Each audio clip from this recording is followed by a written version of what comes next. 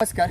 खिलार शेतकरी परिवारमध्ये आपल्या सर्वांचं स्वागत आहे. खिलार शेतकरी परिवारला तुम्ही बरेच दिवसापासून ओळखत पण आहात चला, या मामाला पण ओळखत आहात चला आणि त्यांना सुद्धा ओळखत आहात चला.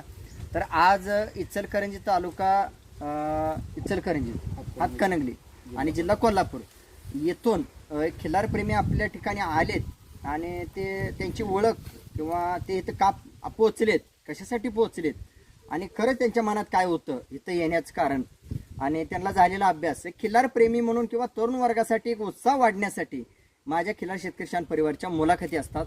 आणि या मुलाखतीमधून प्रत्येक प्रश्न, वेळ, काळ, कष्ट, खर्च, अंतर या सगळ्यांचं गणित करून मी तरुण वर्गाला पुढे घेऊन जायचा प्रयत्न करत असतोय.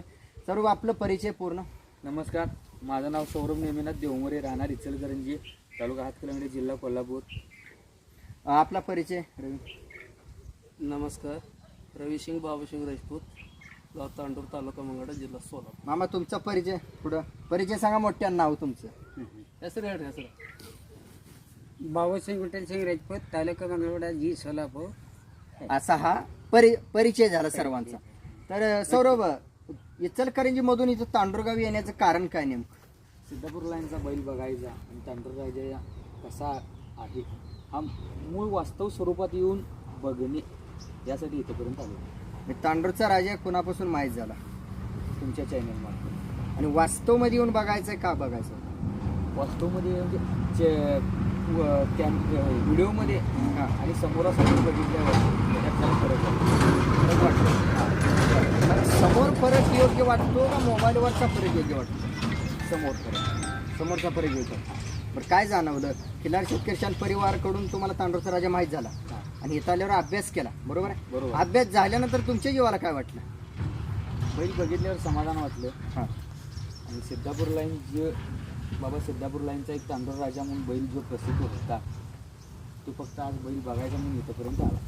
प्रसिद्ध म्हणजे नेमकं काय? सिद्धापूर लाईन हां या नावानं प्रसिद्ध असल्यामुळं हां. म्हणून इथंपर्यंत आलो बैल बघायला.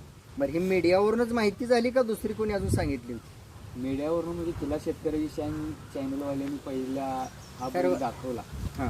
सर्वात पहिली. हा, त्यामुळं बैल हा बघायची इच्छा होती म्हणून इथंपर्यंत आलो बघायला. असा प्रसंग तुमच्या आयुष्यात आधी कुठल्या बैलासमोर झाला होता का, की बाबा मीडियावरून बैल बघितलाय आणि वास्तव अभ्यास करायला तुम्ही पोहोचलाय त्या ठिकाणी? त्यात हे असं पहिल्यांदाच.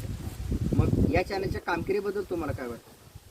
जे तुम्ही दाखवताय ते मूळ स्वरूपात वास्तव आणि जे आहे ते उघड खरं दाखवतं. खरं दाखवतो. हां, पटतंय खरं. हे खरं आहे. बरं, मग चॅनल बघताना किंवा वास्तव बघितल्यावर काय शंका, प्रश्न मग उपस्थित काय झाली होती? काही शंका नाही, काही प्रश्न नाही.